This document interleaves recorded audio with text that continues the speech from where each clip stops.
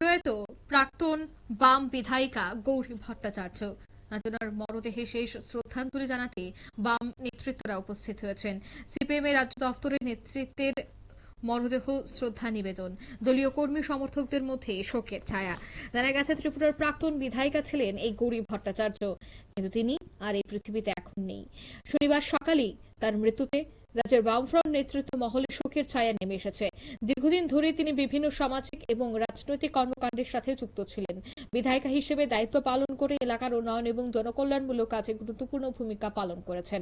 তবে বার্ধক্যজনিত কারণে শনিবার ভোর রাতেই বটতলা বিধানসভা কেন্দ্রের ছিনাইহানি এলাকায় নিজ বাড়িতে তিনি পরলোক গমন করেন। মৃত্যুকালে ওনার বয়স হয়েছিল 95 বছর।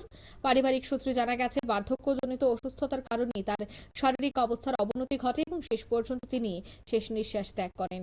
তার মৃত্যুর খবর ছড়িয়ে পড়তে দলীয় কর্মী শুভান্ন দাহি সিপিএম এর পার্টি অফিসে ছুটে আসেন। 77 এবং 73 সালের বটতলা বিধানসভা কেন্দ্রে প্রতিদ্বন্দ্বিতা করে উনি বিধায়িকা নির্বাচিত হয়েছিলেন। ইনি গণতান্ত্রিক নারী সমিতির প্রাক্তন রাজ্য সম্পাদক মণ্ডলীর সদস্য হিসেবেও নারী আন্দোলনে দীর্ঘদিন সংগ্রাম করে আছেন। আজ মেলার মাঠ স্থিত দশরথদ্বীপ স্মৃতি ভবনে উনার মরদেহ নিয়ে আসলে শ্রদ্ধা নিবেদন করেন প্রাক্তন মুখ্যমন্ত্রী মানিক সরকার, প্রাক্তন মন্ত্রী তথা সিআইটিউ নেতৃত্ব মানিক দে, শঙ্কর প্রসাদ দত্ত সহ অন্যান্যরা। কি বললেন বাম নেতা মানিক দে, শোনাবো। গৌরী ভট্টাচার্য সেই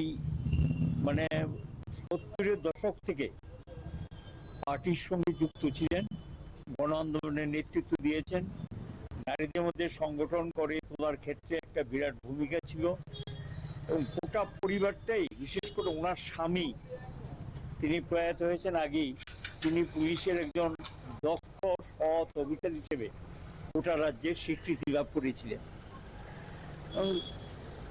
উনি এবং ওনার স্ত্রী দুইজনই, উনি পুলিশের চাকরি করলেও পরোক্ষভাবে আমাদের পার্টিকে যতটুকু সাহায্য করার সেটা করতেন।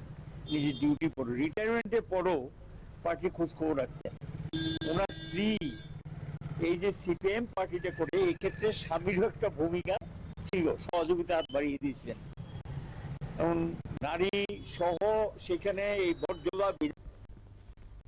আপনারা শুনলেন মানিকদের বক্তব্য। এদিন কিন্তু তিনি ওনার যে জীবনী এবং কিভাবে পার্টির জন্য কাজ করেছেন সে কথাই তুলে ধরেন। তবে প্রথমে দলীয় পতাকা দিয়ে তাকে বরণ করা হয়, অর্থাৎ তার মরদেহে দেওয়া হয়, শ্রদ্ধা জ্ঞাপন করা হয়। তারপরই একে একে ওনার মরদেহের উপর ফুল এবং পুষ্পস্তবক দিয়ে শেষবারের মতো শ্রদ্ধাঞ্জলি জানান।